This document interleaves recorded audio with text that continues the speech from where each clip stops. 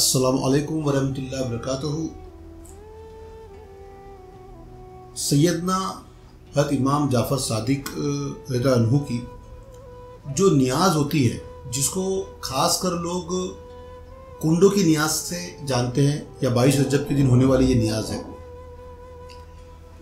इस नियाज़ को बड़ी मोहब्बत से लोग करते हैं और बहुत सालों से, और हम लोग काफ़ी वक्त से देखते आ रहे होंगे, बचपन से देख रहे हैं कि घरों में जो है कुंडे रख के नियाज़ की जाती है और लोग बड़ी खुशी से इस नियाज़ को करते हैं। लेकिन आज कुछ लोग जो है इस नियाज़ के अलग अलग मानी मतलब निकालने लगे हैं, उसके बारे में बातें कुछ अलग करने लगे हैं। तो इसकी हकीकत को नहीं जानने वाले जो बेचारे लाइल्म है, वो कभी कभी गलती भी करते हैं। इसको इस तरीके समझें कि कुछ लोग ये कहते हैं कि ये आम नियाज़ की तरह नियाज़ है जैसे और दीगर नियाज़ होती है। यानी जैसे किसी की उर्स पर बनाई जाती है विसाल की तारीख पर, या विलादत पर किसी बुज़ुर्ग में हम लोग मनाते हैं, जैसे 11वीं शरीफ होती है या छठी शरीफ होती है, इस तरीके मनाते हैं लोग, इस तरीके से भी कहते हैं। लेकिन इस नियाज़ का असल मकसद क्या है उसको समझते हैं। और कुछ ये भी कहते हैं कि अमीर शाम माविया, उनका इंतकाल हुआ 22 रजब के दिन, तो उस दिन जो है शियाओं ने घर में छुप छुप के जो है नियाज़ बनाई, ये खुशी मनाई और उसको 22 रजब कुंडे की नियाज़ का नाम दे दिया, इस तरीके से भी कहते हैं। तो ये सब बातें गलत है। ऐसा कोई भी खुशी उस चीज़ की नहीं मना रहा है, और लोग सही बात से ला इल्म है, नहीं पता है, इसीलिए वो गलतियाँ करते हैं। तो हम लोग समझते हैं कि सही हकीकत क्या है। 122 हिजरी 22 रजब यानी 21 रजब का दिन जब गुजर गया और 22 रजब की रात शुरू हुई, उस रात को तहज्जुद के वक्त में सैयदना इमाम जाफ़र सादिक रज़ियल्लाहु अन्हु को गौसियत कुबरा का मकाम हासिल हुआ। अल्लाह ने उनको वो मकाम अता किया गौसियत कुबरा का। ये बहुत बड़ा मकाम है किसी भी इंसान के लिए। और अल्लाह ने जब सैयदना हज़रत इमाम जाफ़र सादिक रज़ियल्लाहु अन्हु को ये मकाम अता किया, तो आपने उस शब की सुबह यानी 22 रजब के दिन अल्लाह का शुक्राना अदा करने के लिए घर में चावल और दूध था, तो आपने उसका मीठा बनाया, जिसको हम खीर कहते हैं।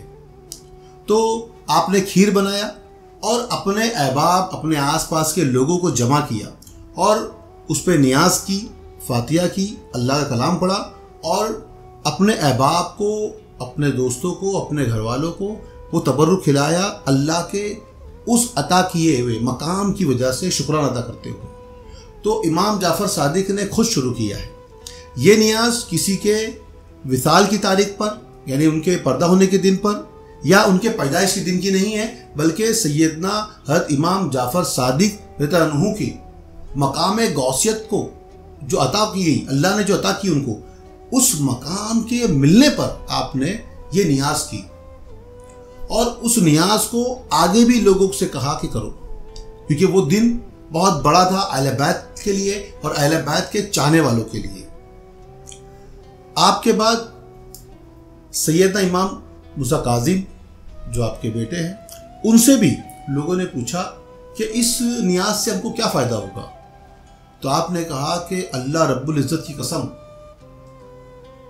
अगर तुम इस नियाज़ को करोगे और हमारे तुफ़ैल में, यानी अहले बैत के तुफ़ैल में अल्लाह से दुआ मांगोगे, उनके वसीले से दुआ मांगोगे, तो अल्लाह तुमको वो मकाम अता कर देगा जो तुमको किसी भी चीज़ की वजह से नहीं हासिल हो सकता है। वो बुलंद मकाम हासिल कर सकता है। अल्लाह गफूर रहीम है। जब अहले बैत के सदके तुफ़ैल में उनके वसीले से दुआ की जाएगी तो अल्लाह ज़रूर बज़रूर कबूल करेगा।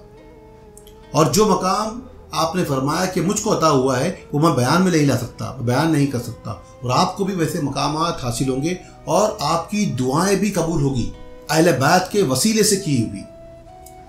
फिर आपके कुछ और वक्त गुजरने के बाद में लोग और भी इसके बारे में कहते थे। कुछ दुश्मनान अहले बैत भी थे कि जिन्होंने आपके परपोते, यानी इमाम जाफ़र सादिक के परपोते जो है सैयदना हज़रत इमाम हसन अस्करी रज़ियल्लाहु अन्हु से कहा कि हम मिट्टी के बर्तन में क्यों कुंडे करें।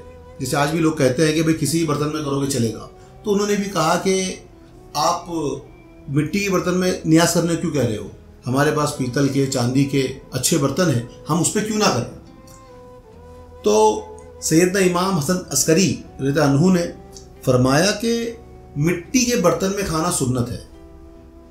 ہم ہر روز تو الگ الگ برتنوں میں کھاتے ہیں، لیکن سال میں ایک مرتبہ کم سے کم ہم ہمارے آقا و مولا محمد مصطفیٰ صلی اللہ تعالی وسلم کی سنت پر عمل کرتے ہوئے مٹی کے برتن میں کیوں نہ کھائیں؟ تو یہ افضل چیز ہے.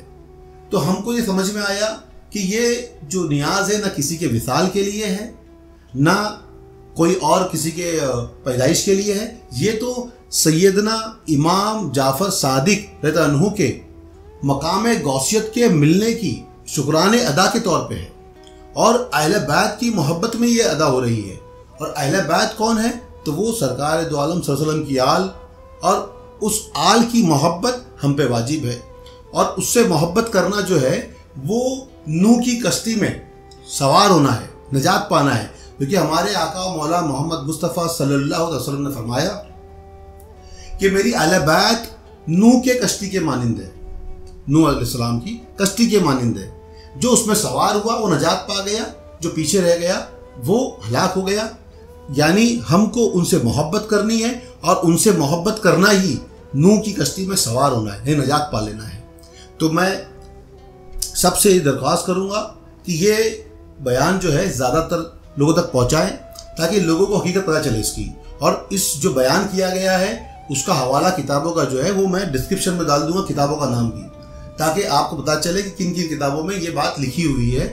یہ کوئی من گھڑت بات نہیں ہے. لیکن آج جو دشمنان اہل بیت ہے یا پھر لا علمی کی وجہ سے، ان کو کوئی علم نہیں ہے اس بارے میں، تو وہ اس نیاز کی اہمیت کو کم کرنے کے لیے کچھ بھی کہتے ہیں. تو میں اپنی بات میں ختم کرتا ہوں. واہ رب العالمین برحمتک یا ارحم الراحمین.